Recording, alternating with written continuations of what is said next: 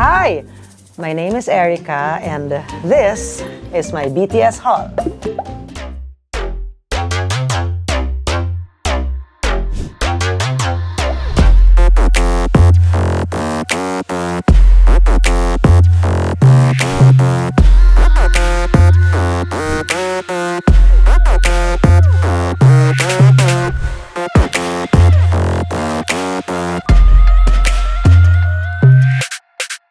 So, I got into BTS in the middle of the pandemic in 2020, actually when they launched Dynamite.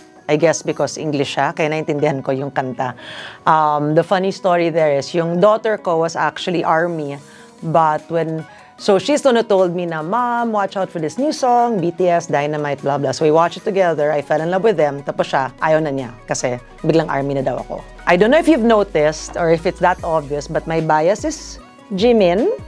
Mochi, baby Mochi is my bias. These are items that I've collected, sourced, and then bought since 2020 to date. The latest, I guess, yung McDonald's BTS na nakikita dito sa gilid. So I have both sets of the Encore and the other version. I guess one of the items that I really love, it's not necessarily a merch, but it's their book. So when this came out, I forget when, but I love this book. I've read it 3 times. I've read the physical book. No, I haven't read the physical book, but I've read the e-book twice, and I just finished listening again to the audiobook. What I will say, though, is that if you're about to read it, one is, kasi when you go through the book, they talk about the specific albums during the timeline, and then there are QR codes for you to search for the song of that specific album. But I will say that, well, when I read it, naaliw ako with that, but I had more fun listening to it on an audiobook. It's really their story for the last 10 years, and I can't wait for the next 10, 20 years to come. It's one of my most favorite BTS items. So I have a tattoo here. It's done by Policy. He's a tattoo artist who I also follow on Instagram, and apparently he did some BTS tattoos as well. So they'll put photos somewhere. Yeah, so I had that done when I went on my trip last year to Korea. So it was an amazing experience, but oh my God. I also have another one here which I can show. So it's, I don't know if you'll zoom it in, but it's the heart in the Love Yourself. It says Be Still, so that's not very BTS, but it's the heart that's there. I particularly like, even if Jimin yung bias ko, I particularly like this bag of V's. So this is V's mute bag from the Artist Made collection. So BTS AMC, that was done during the pandemic. So walang concerts, they had a lot of lives, but they put out really a lot of merch. So that's my favorite. I bring it when I travel as well. This is J-Hope's bag, also from the same collection. This is Jungkook's jacket from the same collection. It's there, but I have Jimin stuff also. So I don't know if you'll see it, but these are his earrings from the collection. So, yan. Siyempre, nagkabuhol-buhol na siya. But yes, so Jimin has a pair of earrings from that collection as well. I have his sweatshirt also. It's there in my room.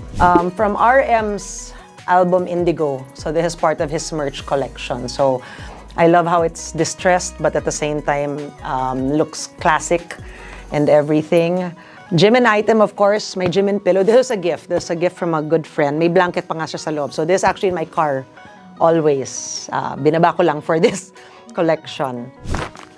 So Korea has their own subway system and all that. So kailangan mo din ng train card for it. Diba, isang card lang naman ang kailangan pag bumabiyahe sa ganyan. But no, dahil BTS fan ako, syempre, kumuha ako ng 7 of their train cards. So, of course, there's more than 7, but may doubles.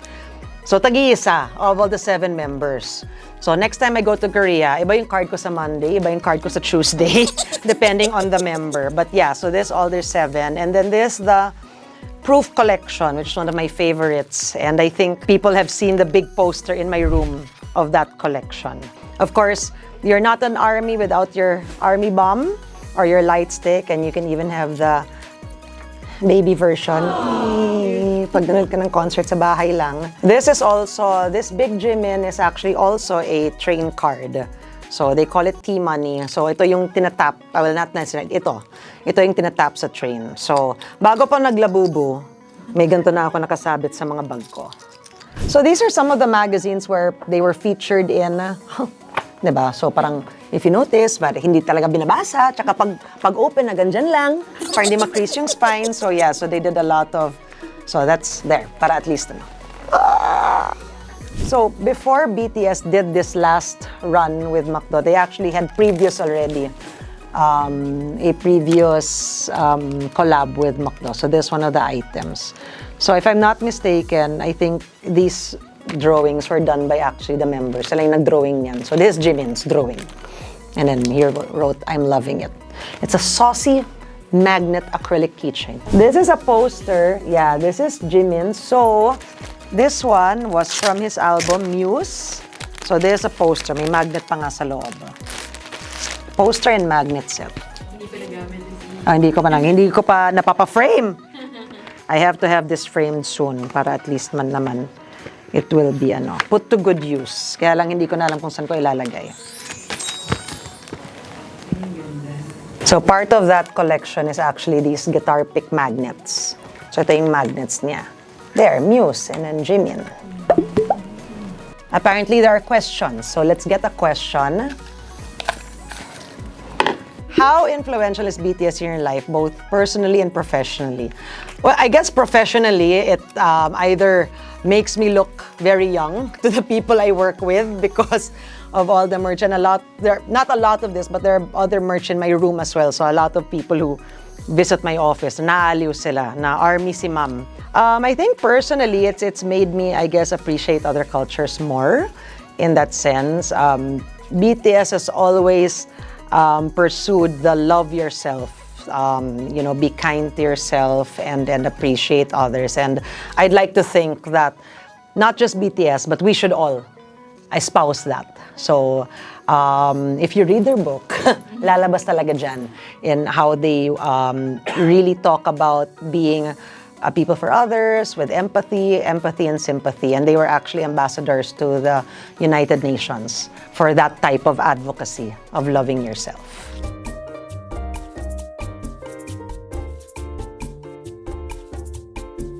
Question number 2. Sana mas madali. Parang very Miss Universe yung first eh. Miss Army, yes. Which BTS album is your favorite and why?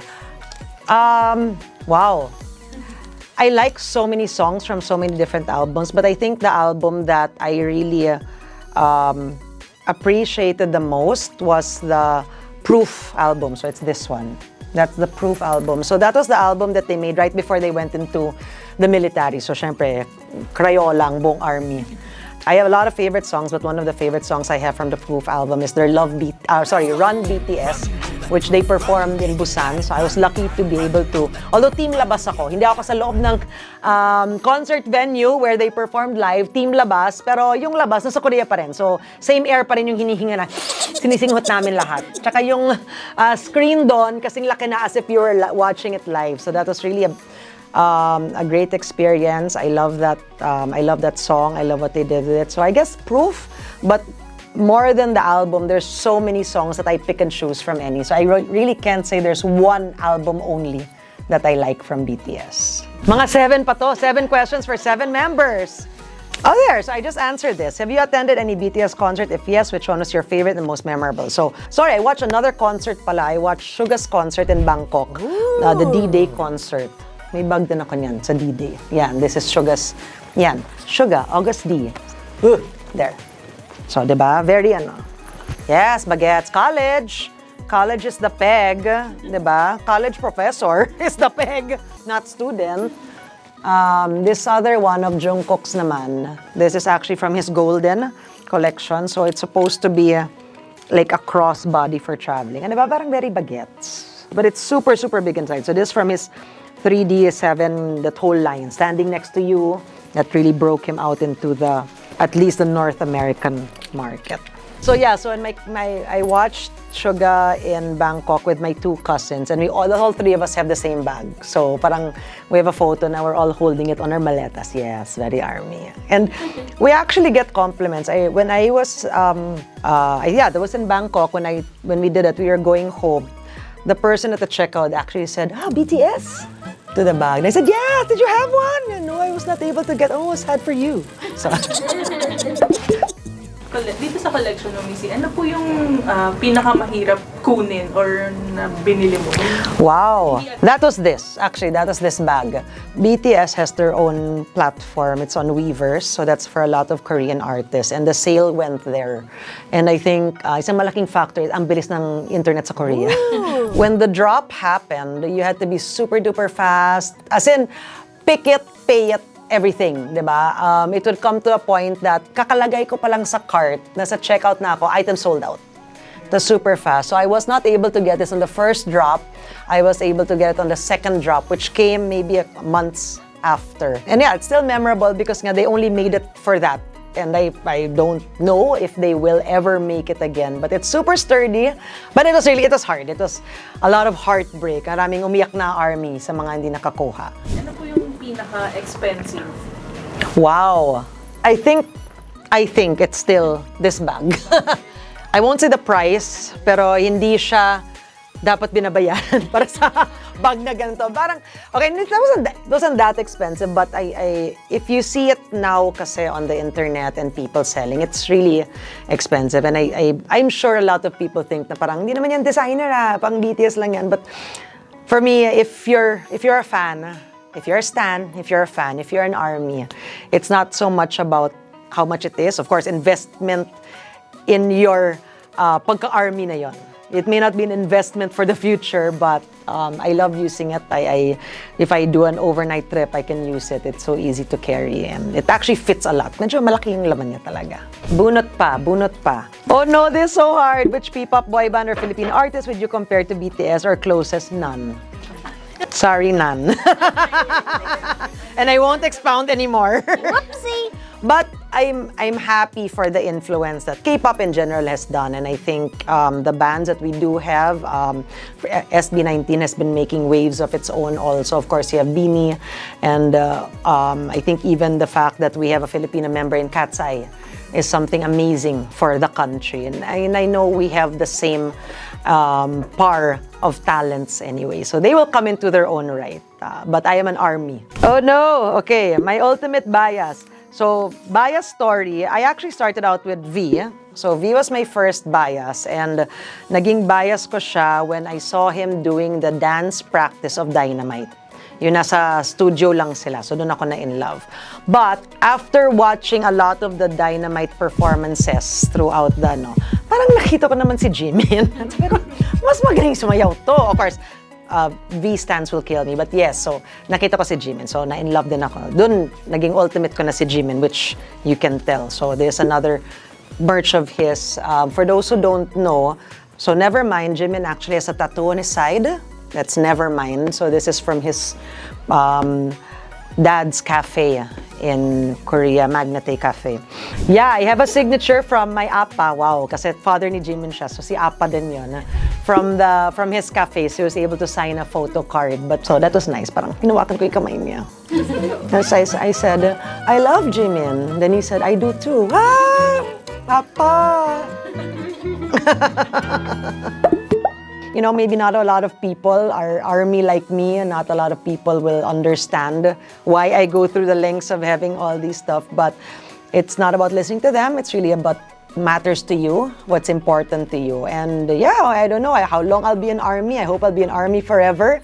I love them forever, each of them individually and as a group. And yeah, I just love looking at my merch. I love rereading their stuff. I use their bags. I rotate them on a regular basis. It doesn't matter whether one has more merch or less merch than you, but you start where it's comfortable. You start with what matters to you, and you start because you want to start. So that's it. I don't know if I bored you, I don't know if I excited you, but thank you for sticking around and as I toured you through my BTS collection. I think this was a lot of comments we got from another video that we did for 360X Studios. So follow them. Kaya ng graphics to. Follow them here. Yes, diba? Follow them here. And for more content as well. So I really enjoyed this. If you guys have any questions, just post them. I don't know if I'll be able to really answer them in the way you want me to, but I just love each and every item here. So Barahe!